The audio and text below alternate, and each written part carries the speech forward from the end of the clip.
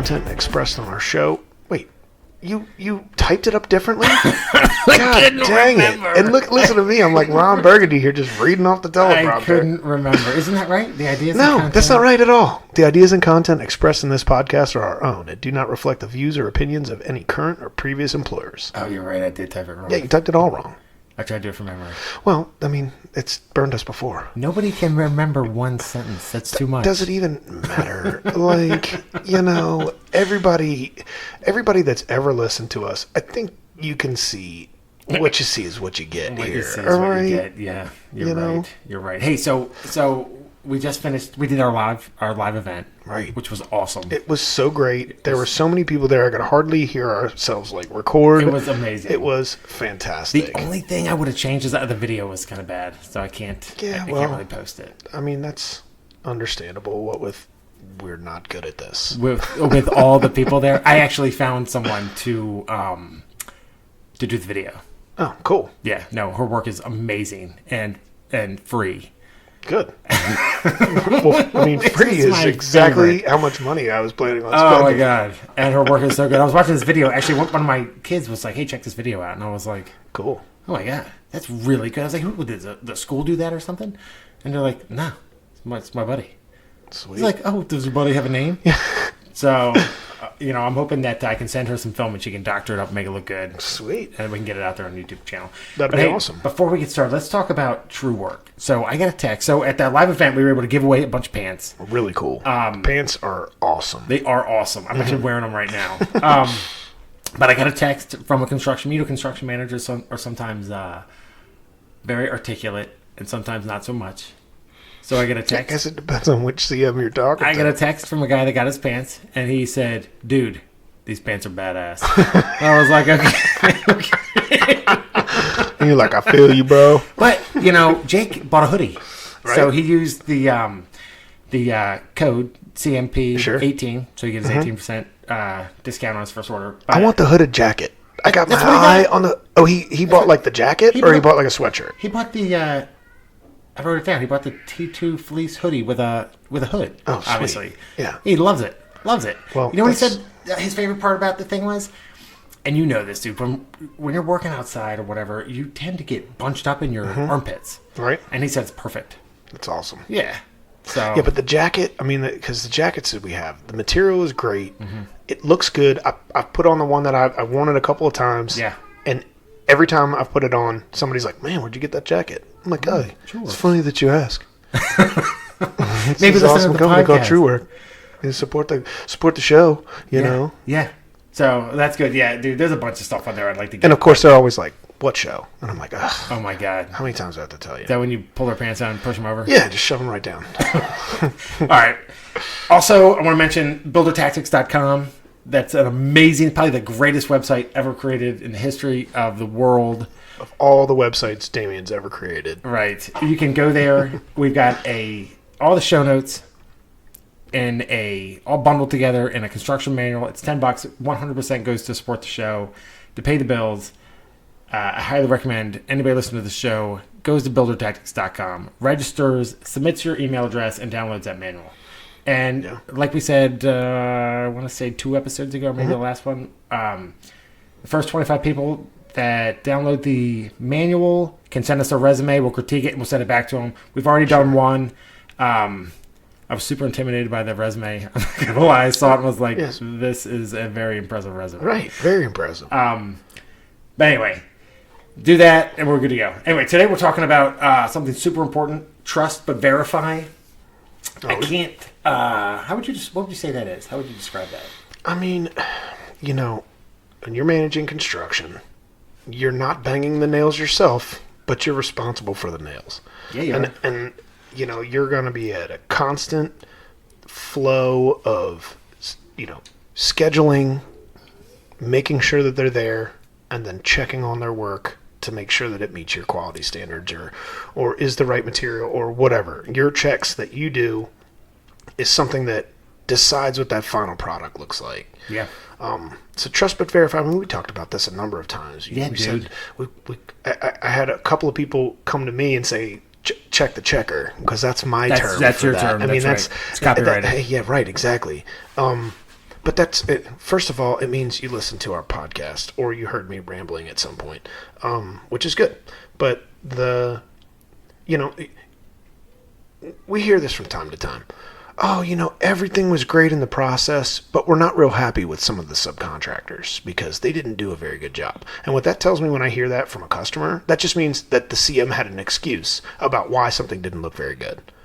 It's because, I told them to do it, but these drywall and paint companies, they're subpar, and there's, I apologize, we'll try and get it, a little bit better. And it's like, when you say that as a CM, you're trying to pawn off what is your product on somebody else. Right. And, You're back deflecting. it up in time. Yeah, deflecting, exactly. You back it up in time a little bit, and you look back at the process. Maybe if you'd walk through after your final paint touch-up and done a good check to see if they're done.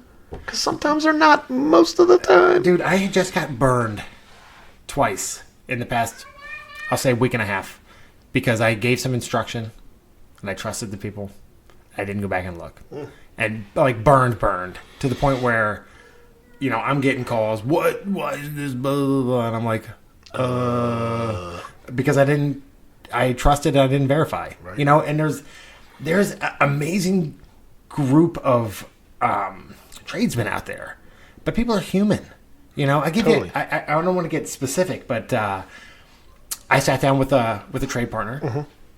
A very complicated concrete detail, and the dude said to me, and I quote, "Hey man, I got this. I've done this 1,000 times." And I was like, "Oh."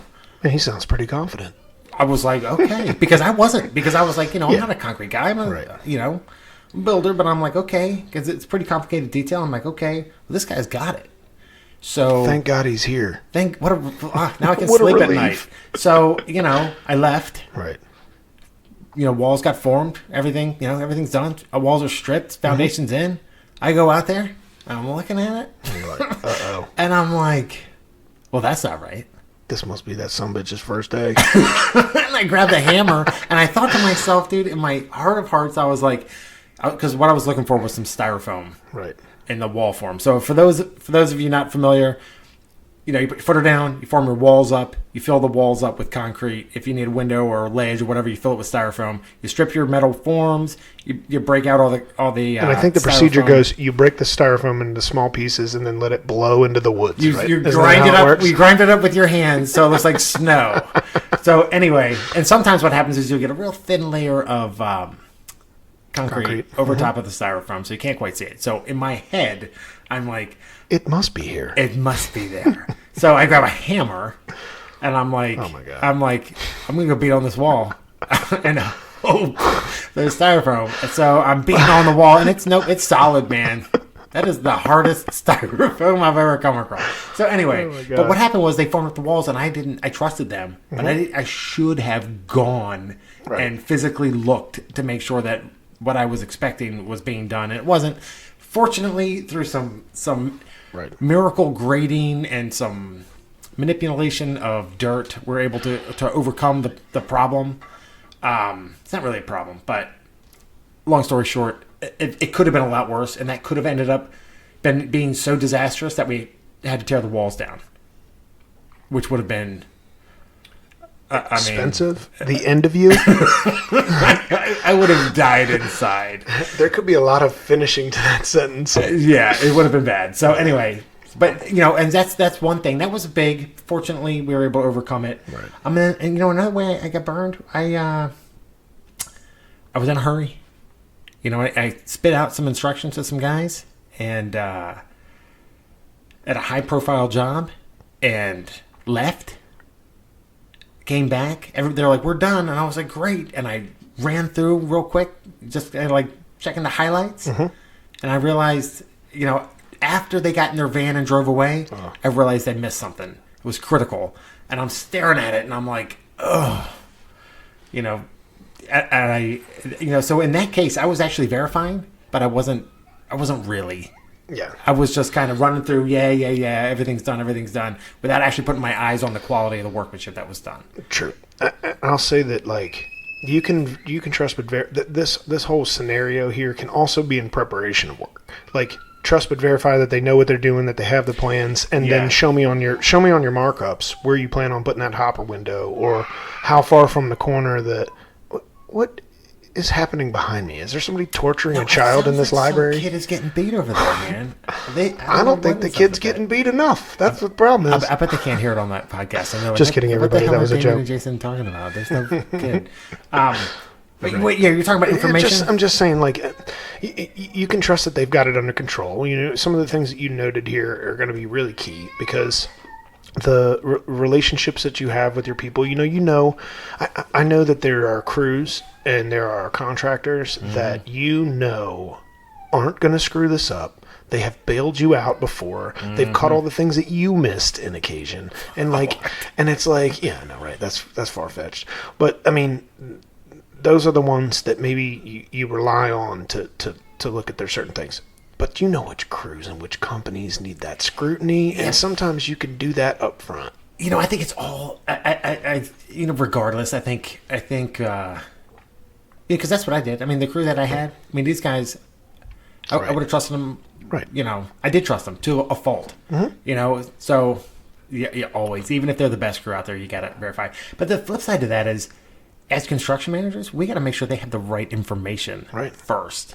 So, and that's kind of where I went wrong with the concrete contractor. I thought I gave them all the information. And when I went back and looked at the details, you're like, oh, uh-oh. They followed the details that I gave them. But in my head, they were going to do more than that. Sure. So I didn't give them enough information to actually make what I wanted them to do a reality. And that was my fault. So it was weird because, ordinarily I'm like, oh, I'm going to hold them accountable. And I looked at everything and I was like, oh man, they did exactly exactly the information that I gave them. So, but it was that statement, I've done this 1,000 times. And you're like, he's done this 1,000 times. He's done this 1,000 times. So at that point I stopped giving him information because I was so confident that he knew what he was doing. Insult him. He knows what he's doing. Yeah, the man knows his business. My God. But, and that's what happens. I mean, look, people are people and they will miss things, is what you wrote right here, dude. It's way more close to real life than that disclaimer, because that disclaimer is wrong, but this, But that's right, but people are people, man. They're going to make mistakes. It helps for you to prepare in advance. You definitely have to check. You want to try and check as much as you can before they leave the job. If you're papering a roof, okay, and you've got roofs that could potentially leak into the house, and you see them papering, and you're like, good to go, and you drive away, and then they don't finish. It's their fault, but isn't it the CM's fault too? You have to go back, look, make sure that you're squared away. If rain is coming, and you've got windows being installed, not only make sure that they're installed, but also closed. Closed, yeah. And there's only one way to do that. And that's, you can call a guy and say, hey, did you go over there and check it? And you say, yep, no problem. And you never know what you're going to get, Sometimes it's good. Right now, in our jobs, I don't have time to check every little detail. That's why we have CMs that are working for us, and it's because we're doing too many to look at them all ourselves. Otherwise, we wouldn't need all the management. But I spot check stuff as much as I can to try to just remind guys, and if you're a CM, you could do this with your subcontractors. Maybe you can't check every nail, every stick of trim, every door, whatever. You should be, but yeah, even just getting in there, making sure that the things that are missing are ordered or taken care of, or you're ordering them or whatever. The only way that you're going to do that is to get in there and look at it yourself. Dude, speaking of spot checking other people, Gina told me that I shouldn't. So I have a really bad habit of going onto other people's job sites, like other builders. And mentally destroying them. And sometimes it's not just on the inside. Sometimes it's on the outside, and I let that go. And she's like, "What are you doing? Why do you feel like this? Why do you do that?" And I'm like, I don't know. If you cut hair for a living and you saw a shitty haircut, you'd be like, man, somebody butchered that lady. Thank you. Yeah. But she's like, you got to stop doing that. You're trespassing. And I'm like, Am I? It's funny. Our boss was out on my job this morning first thing. Did you tell me it was trespassing? Negative. I did not. I said, "Hey, is there anything I can do for you, sir?" No, but, we were driving around the job, and he was like, things are going well, blah blah blah. Good. Hey, but you need to work on this. You need to work on that, and I just said, "Hey, look, I'm here every morning trying to get these things. We give these guys pointers, but to be honest, these guys, the CMs that are working for me." They manage their own things. They're checking their own stuff. I do occasionally. I can admit, I saw one of those scenarios where they pulled the dumpster the day before. They hadn't dropped off the new one yet. Mm-hmm. The drywallers had finished up. There's a pot, I know where you're going mountain of drywall in the front yard, yeah. right? And yeah. I took a picture of it, and I texted them, and I said, "Whose first day was it today?" One of the two guys was like, "It was me. Sorry, the dumpster's on its way. I got it worked out." Then that drives me crazy, man. But hey, look. But the point is, I'm checking. I'm walking. Yeah. I'm looking, and that's what you have to do as a manager. It doesn't matter what level you're at, or what product you're building, or what you even do. You have to get in there. If you're managing other people and you're responsible for their product, you have to get in and look at it. You have to. Mm-hmm. You have to. Dude, I know so many people that don't. They just drive through or whatever. They're like, "Oh, the guy's got it." And then when it blows up in their face, they're like, "I can't believe this." Right. I'm like, "Well, yeah, dude, you didn't go and check." Well, I've got another one here. From way back in the day, we had CMs when I was an assistant construction manager. We had 2 CMs on a job. It was me and a buddy of mine that's still with the company that I'm still working with on a regular. We talk about this from time to time. We're stressed as you could be, like 6 or 7 closings a month for the 2 of us. Like, it was nuts in 2004. Yeah. And, God, it was like this. 2004. Oh, God, it was so crazy. I definitely went home and told my wife, I don't think I can do this the rest of my life. Yeah. But anyway, the CM was basically beating us up about missing something. And these are the 2 guys, the 2 CMs were just, if you're new in this business, you know somebody like this never gets out of his truck. Drives around the job site, sees the van, checks the box, drywall installed. Has no idea what's... Yeah, exactly. And the line was very frustrated, even scream, was CM's walk houses too. Yeah. Because he was mad because he expected us to do all of the maintenance, all of the checking, all of the looking. And it's like, guys, we're all in this together. Dude, that's you don't so just common. order shit. Dude, when I first got into construction, the person that was training me said, it was a woman actually, and she said, she goes, I don't even have to walk in that house. I can just look at it from my truck and tell you exactly what's going on in there. And I'm thinking to myself, bullshit. Yeah, there are piss bottles all over that house. I remember walking to a house. This is a long, long time ago. It's actually same job site when I first started. And I'm with a guy that was supposed to be a senior manager. And he goes, okay. I mean, he was a good guy. He goes, okay, well, good. I can see the electricians are finished. And I was like, how do you know that exactly? And we were in the house, and he's looking at me, and he walks over to a junction box or whatever, and he's like, you see this box has wires in it? And I was like, interesting. Yeah. I see. Got it. So I would say that they're not done until there's a pass sticker in the window. Right. Yeah, that's a good point. But I mean, at the time, because I was like literally brand new. Right. I had... I didn't know junction box from 2x4, man. I didn't know anything. I came in green too. I learned a lot of stuff right there on the job. I knew basics. I was trying to do research in the meantime. But like I said, we got here. I was the 4th guy on a job that was doing, a ton of homes that year. I mean, we ramped up even farther from then. And I don't know, you had to learn it quick. And the point was, you learned by making mistakes. And oh yeah, it's different now. I feel like, But I told you how I fixed the cabinet once, right? No. When I first got into construction. I was such an idiot. I had, they make shelf paper that looks like wood grain. Okay. Yeah. So I'm in a house. This is like 20 years ago. And I opened up I was with a punch-out guy. And we opened up this cabinet in a master bathroom. And there's a hole in it, in the bottom of the cabinet. Mm-hmm. And the guy's like, oh, what are we going to do? And I was like, I'll tell you what we're going to do. Get that paper. Go get some shelf paper that looks like the inside of this cabinet.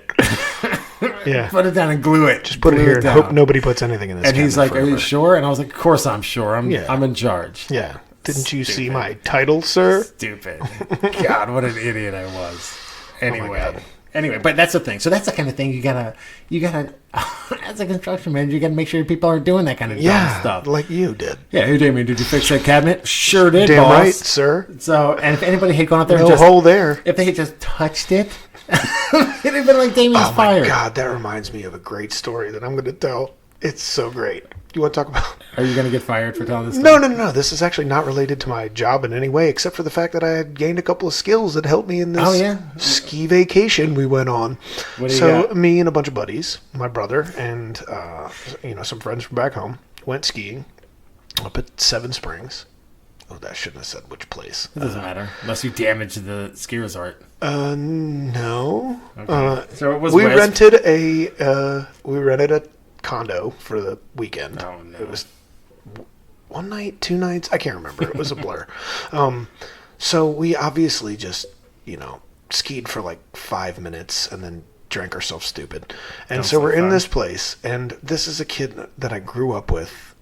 He's a construction guy too, but there's no way he's listening to this podcast because he's actually 5 years younger than me, and he's like 80 years old in his soul, so there's no way he's listening to this podcast. But anyway, so here's the thing. So we're all, tuned up a little bit, and it's late night, and I guess he wanted to wrestle. So I'm coming back from the bathroom, like done drinking for the night, and he just jumps off the couch and he horse collars me, and he takes me down, and we like fight around for a little bit, and then I shoved him off and be like, "What is your problem, dude? Stop acting like an idiot. It's like 3 a.m.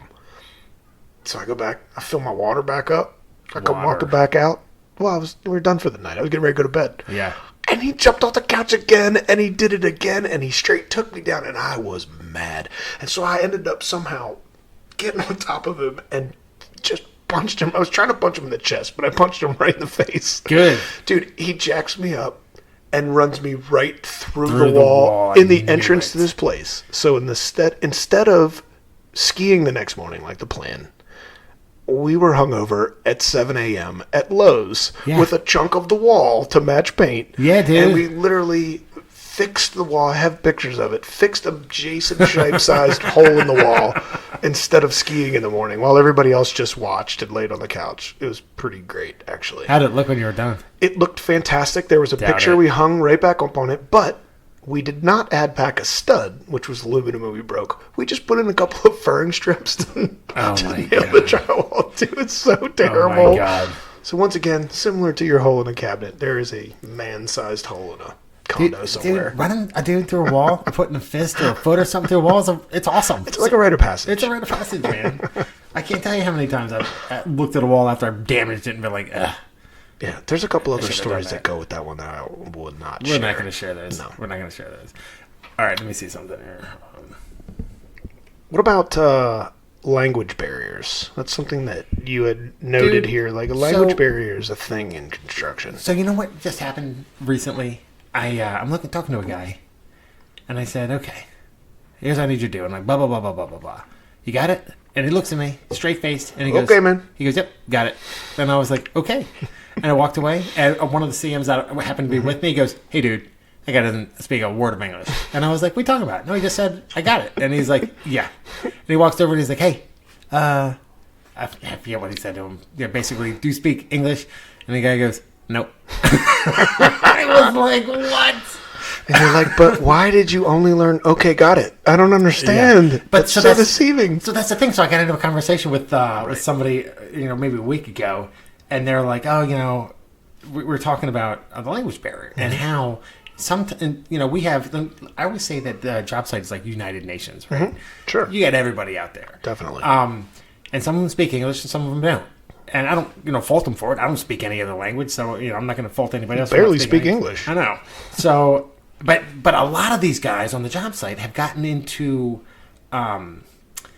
they've developed a way to make you think that they understand what you're saying. I always wondered if that's intentional. Like, I hope this guy gets out of my face and stops asking me questions, or if it's like a nervous thing. Like, I don't want to admit that I don't understand what they're saying. And you know what else I noticed too? Some of the guys that speak pretty good English will take your list of 10 things and do 5 of them, and you're like, what the hell? Why did this guy not finish? And the truth is, he only understands half. I gotcha. Well, it all comes back to trust but verify. Right, It exactly. all comes back to that. Explain it. Hey, walk around. Show them the list. Hey, this one here, this means fix this cabinet where some asshole put a piece of paper on the bottom of it. Right? Like, there's ways to do it, and most of the time they're like, yes, okay, I get it. And First of all, that house is lived in, so I'm not going back in it. oh my God. But I mean, that's a good way to do it. And like you say, follow back up. Yeah. If you see 7 of those 10 items are done, that means that maybe 3 of them he didn't have the stuff for, he didn't have the time for, he didn't understand what you meant. Yeah. But you can only check that by going and looking at it. Amen. Yep. No, that's 100% right. And you're right, dude. It's funny that, and it's not.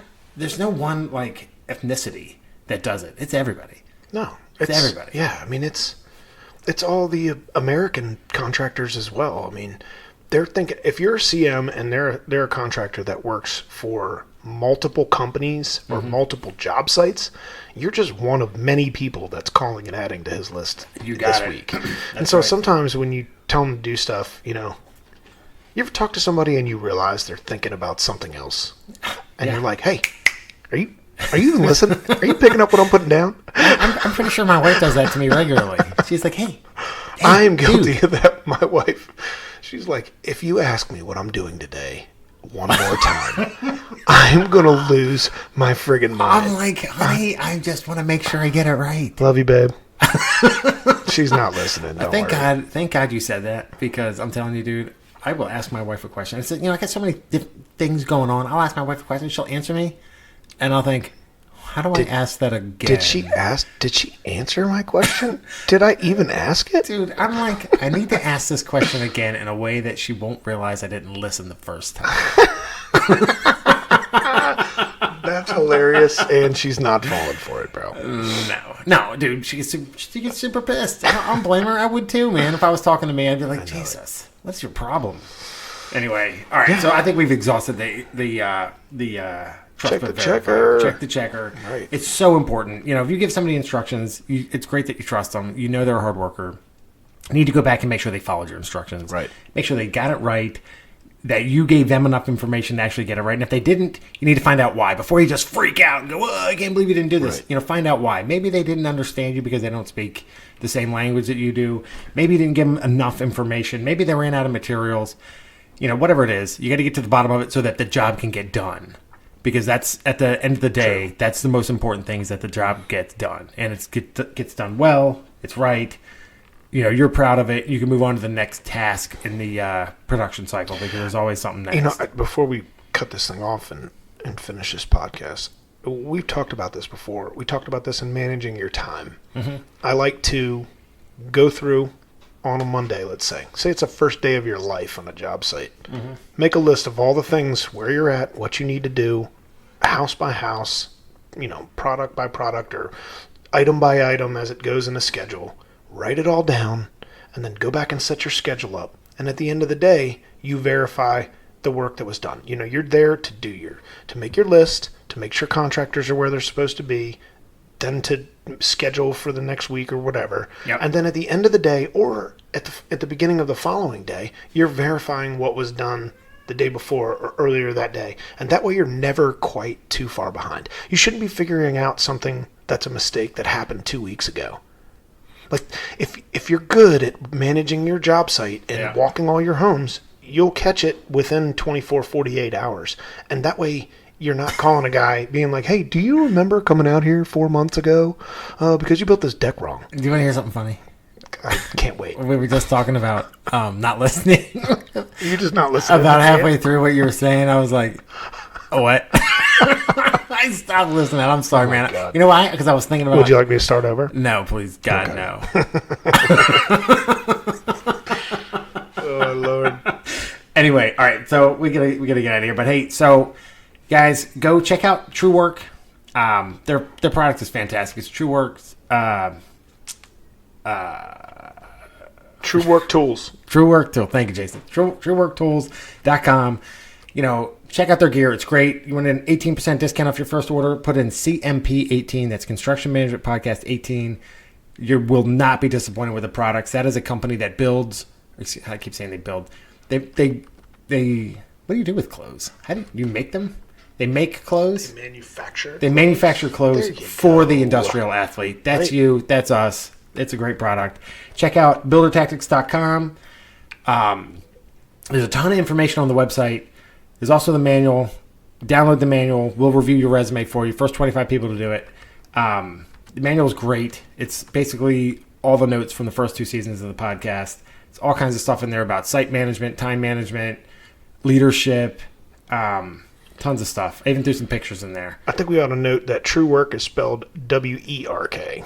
TRUEWERK tools.com or truework.com, actually. Love it. Awesome. Both will take you to the same site.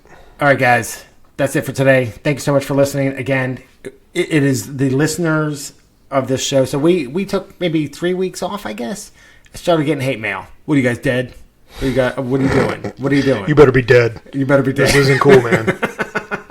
It's the listeners that keep us coming back. That people want to listen to it. I'm not sure, how many days we can put between these things. The hardest part about this is our where we actually work. It's just tough to get hooked up. The fact that we're actually doing it, we're doing it. We're in it. Yeah. So it's, anyway, it's fantastic. You guys listen. We love it. Keep the support coming. Keep the comments coming, the emails, everything. It's fantastic. We love the feedback that people are actually learning something and that maybe they're even a little bit entertained. Right. So keep it up. We will. Love it. We'll see you guys.